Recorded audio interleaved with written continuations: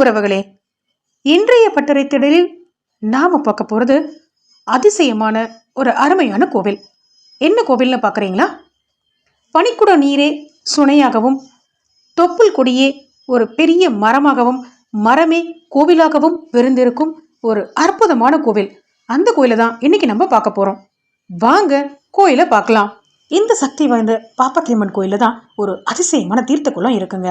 இது மனிதர்களால உணர்ந்து கொள்ளப்படாத மர்மமாவே இருக்கு.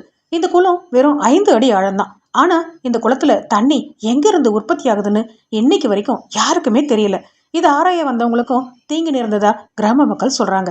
மேலும் இந்த குளத்துல எந்த காலத்திலயுமே தண்ணீர் வற்றாதான். சுற்று வட்டாரத்துல இருக்கக்கூடிய கிராமங்கள்ல கோடை காலத்துல தண்ணீர் பஞ்சம் வந்தாலும் இந்த குளத்துல மட்டும் எப்பவுமே தண்ணீர் வற்றுவதே கிடையாதுன்னு கிராம மக்கள் சொல்றாங்க. அப்படி என்ன இருக்கு இந்த தீர்த்த குளத்துல அப்படின்னு கேக்குறீங்களா? இந்த கோயிலுக்கு வரக்கூடிய பக்தர்கள் அம்மன் கிட்ட வேண்டியதை மனசுல நினைச்சுக்கிட்டு ஒரு வாழைப்பழத்தை 3ஆ பிரிச்சு அந்த தீர்த்த குளத்துல விடுறாங்க. அந்த வாழைப்பழ துண்டுகள் உடனடியா மேல வந்துச்சுன்னா நினைத்த காரியம் உடனே நிறைவேறுமா. மாறாக தாமதமா மேலே வந்தா அவங்க நினைச்சுக்கிட்டு வந்த காரியம் தாமதமா நிறைவேறும்னு சொல்றாங்க. அதுதான் இந்த ஊர் மக்களுடைய நம்பிக்கைன்னு சொல்றாங்க. அது மட்டும் இல்லாம இந்த குளத்துல சுற்றுப்புறத்துல இருக்கக்கூடிய கிராம மக்கள் தாங்கள் வளர்க்கும் மாடுகள் கன்று ஈன்றவுடன் முதல்ல கறந்த பாலை இந்த குளத்தில் தான் ஊற்றுகின்றார்கள். அப்படி ஊற்றுறதுனால மடியில பால் அதிகமா சுரக்கும்னு சொல்றாங்க. அது மட்டும் இல்லாம பக்தர்களுக்கு ஏதேனும் உடலில் கட்டி இருந்தா இந்த குளத்துல முழு வெள்ளத்தை விடுகிறார்கள். அந்த வெள்ளம் எப்படி மெல்ல மெல்ல குளத்தில் கரைகிறதோ அவ்வாறே அக்கட்டியும் கரையும் அப்படிங்கிறது அவங்களோட நம்பிக்கையா இருக்கு.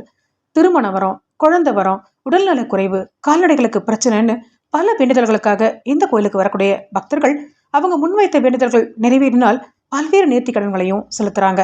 திருமணம் ஆகாதவங்களுக்கு திருமணம் நடந்தா கோயிலாக இருக்கக்கூடிய மரக்கலைகள்ல தாலியை கட்டுகின்றார்கள். குழந்தை வரம் கேட்டு வந்தவங்க ஆண் குழந்தை பிறந்தா பித்தளை மணியையும், பெண் குழந்தை பிறந்தால் தொட்டிலையும் கட்டுறாங்க. மனிதர்களுக்கும் கால்நடைகளுக்கும் நோய் நொடி தீர்ந்தால் மண்ணால செய்யப்பட்ட மனித சிலையையும் மாட்டின் சிலையையும் கோயிலுக்கு நேர்த்தி கடன்களா செலுத்துறாங்க. இக்கோயில குடியிருக்கக்கூடிய பாப்பாத்தியம்மன் சைவம் அப்படிங்கிறதுனால ஆடு கோழின்னு எதுவும் பலியிடுவது கிடையாது. பொரியும் வேர்க்கடலையும் தான் பிரசாதமாக வழங்கப்படுகிறது. தொப்புள் கொடி எப்படி மரமானது, பனிக்குட நீர் எப்படி குளமானது அப்படிங்கிற கேள்விக்காக ஒரு பெரிய வரலாற்று பின்னணியை சொல்றாங்க இந்த ஊர் மக்கள். ஒரு பிராமண பெண் பழங்குடியின இளைஞரை காதலித்து திருமணம் செய்து கொண்டதால பெண் வீட்டார் ஏற்றுக்கொள்ளாமல் வீட்டை விட்டு துரத்தி விட்டார்களாம். இதனால் அவர்கள் கணவன் மனைவியாக தனித்து வசித்து வந்திருக்கின்றார்கள். பின்பு அப்பெண் கர்ப்பமாகிறாள். ஒரு தாயாக மாறியவுடன் தன் பிறந்த வீட்டின் ஞாபகம் வருகிறது. ஆனால் கணவர் அங்கு அழைத்து செல்ல மறுக்கிறார். நிறை மாத கர்ப்பிணியாக இருக்கக்கூடிய அப்பெண் ஒரு நாள் இரவோடு இரவாக வீட்டை விட்டு தனியாக பிறந்த வீட்டை நோக்கி செல்கிறார். மலையின் அடிவாரத்தில் செல்லும் போது திடீரென பிரசவ வலி ஏற்படுகிறது. அங்கேயே ஒரு அழகான பெண் குழந்தையும் பிறக்கிறது.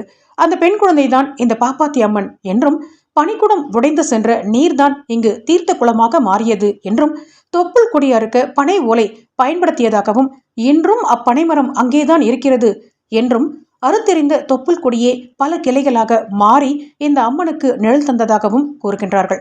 அப்பெண் தன் தாய் வீட்டுக்கு சென்றாரா, கணவன் தேடி வந்தாரா இது போன்ற கேள்விகளுக்கு ஊர் மக்களிடம் பதிலே இல்லை. தமிழர்களின் தனிப்பெரும் தெய்வங்களாக இன்று வரை விளங்குபவை கிராம தெய்வங்கள் தான்.